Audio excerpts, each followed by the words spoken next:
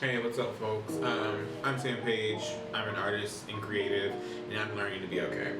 This is episode 3. I'm a child. Episode 3, baby. Episode 3.5. We just gonna go with it. But this episode, it's also kind of a laid back episode. I had been working on a much larger piece than I've ever really worked on before, all through last week, kind of. So I'm just gonna kind of talk about that. It's gonna be a lot of voiceover, Sam, but also I'm gonna pop in just to like say some stuff every once in a while. But this week I wanted to focus on making mistakes. I make at least 378 mistakes a day. And in my art, I mean, if you follow me on Instagram, and I guess this is the time where I should be like, hey, follow me on Instagram, or like follow me wherever I am. If you follow me on Instagram, you can see a lot of my work, and it's kind of these sprawling like doodles. That's what they are. But a lot of them are, I don't have any control over them. And like, this about to sound real like hippy dippy. This is about to sound real like art goal, right? But really and truly, with the art that I make, I don't have a lot of control over it. And not because like anyone else does, but because it kind of makes itself in a way.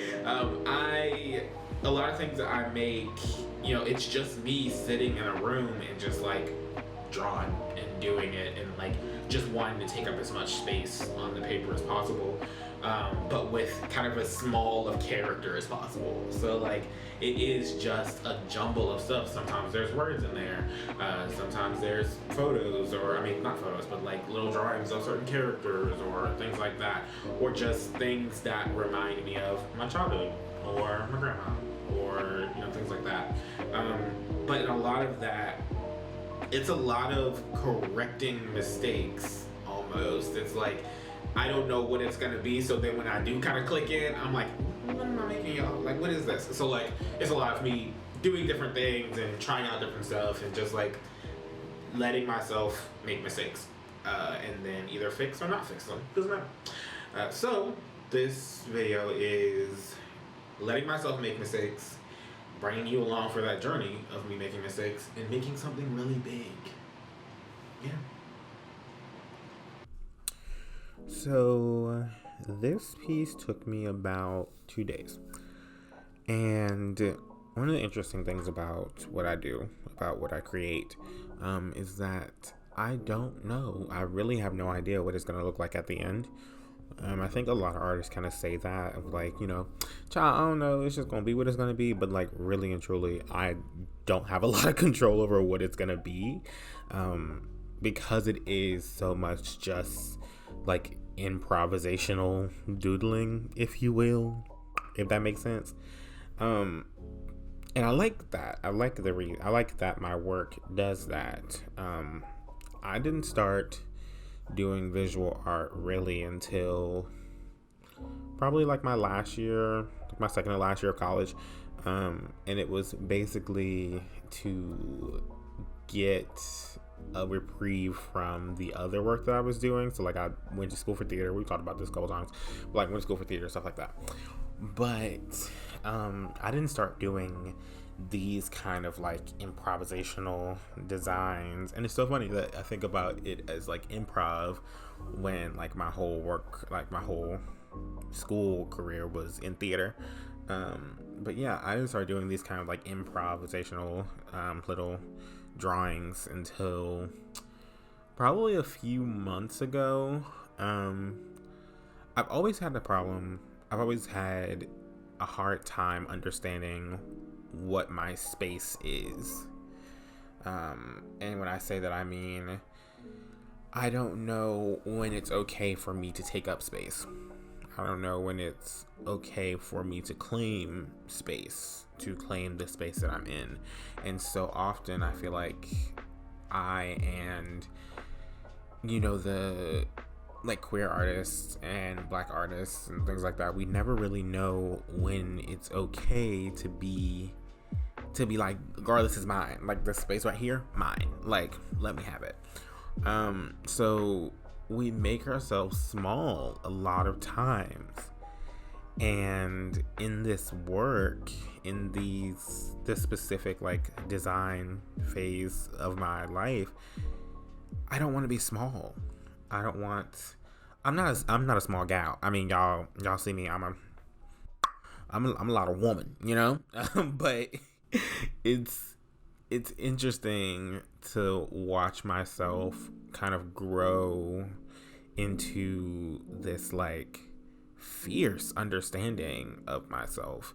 And like, of course, I'm still growing, I'm still figuring it out, but I'm becoming Michelle Obama becoming, honey. I'm becoming so okay with taking pride in myself. I'm becoming really okay with making mistakes. I'm becoming okay with making those mistakes, knowing that those aren't all that I am. You know, I'm not just a bunch of mistakes. I'm making beautiful stuff. And I think that's like what I want to impart to like other people like that are in different places in their career. Because I mean, it's interesting because like I feel like I'm pretty new. You know, I used to say that I am definitely like in the art world. I'm definitely like high schooler with promise, you know, like high schooler with a little talent, you know, it's something there, but you don't know what it is yet. And I think I've started to move into this phase of being, I can finally call myself an artist. I can finally do that. I can finally like claim that feeling, claim that title, I guess. But I definitely still am. I'm in like second year art school. Came in with a lot, learning a lot. You know, like I'm understanding my shortfalls in some things, but I'm also understanding that I got it. Like I got it, you know. In this piece I talked to myself a lot. I asked myself a lot of questions. I watched a lot of if you've never seen Hallease Nut Advice. She is like an amazing filmmaker and producer, and you know, she talks about what it's like to stumble to like stumble through the things you are doing, but also understanding that they are integral to who you are, integral to what you're becoming, integral to who you're becoming. And I like watched a lot of that, and I learned a lot about myself through that, like through this like understanding of, yes, you are in a place in your life where you feel very together, but also you still have so much to learn. And like I never want to stop learning, because as soon as you stop learning, basically like what's the fun? What's the fun in peaking? Like what's the fun in peaking? So, you know, this piece it taught me a lot. It's really interesting. Like this piece, and then also just like this series of work, like this, like How to Be Okay, the How to Be Okay series has taught me like a lot about where I want to be and who I am, and this is why I did it. Kinda, this is what the purpose is, to, you know, figure out what's me and what's not me. And I think that I'm figuring that out every day. But I think this kind of illustrative, very like improvisational doodle, this is definitely who I am. This is what's in my brain, you know. So yeah, that's where I'm at. All right, folks, I hope you liked this one. I hope it helped. I think as an artist that hasn't, I don't know, I'm pretty early in this career, you know, and I'm learning very quickly that like I'm not like most girls, but like no, I don't have the same kind of like vision for myself as other artists do. You know, being in museums, being in, you know, stuff like that. We kind of like talked about that in the last video, but a lot of what I want to do is create ways for the community to curate their own art. For the community that's any community, but especially for folks of color, for queer folks, for things like that, you know. So the piece that you see, I just got it, I just like sent it off to be framed. Framing costs so much money, y'all. Who's gonna tell me? Like, I just haven't really like professionally framed anything, but who's gonna tell me that framing costs so much money? And like, it's annoying because those are the barriers. Those are the barriers that people have to putting their work out there. Those are the barriers that people have to feeling like they can make good work, can make beautiful work. Like, how do we start teaching community centers, you know, how to source their own material wholesale, how to archivally frame all their stuff? Like, how do we start doing that? How do we start making the art making process from beginning to end something you can do down the street from your house? You know, you can go to a Boys and Girls Club, you can go to some type of community center, and y'all can get this stuff framed, and it doesn't cost you hundreds of dollars, you know. But that's just not something I think about.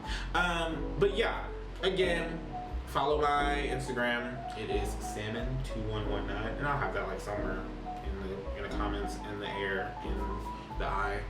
Child, also on Facebook, Sam Page, TikTok. I'll put all that stuff down in the comments or like down in the description, and then you can follow all of those things. There's also ways to support me on my Linktree, Amazon wishlist, Venmo, Cash App, whatever you like.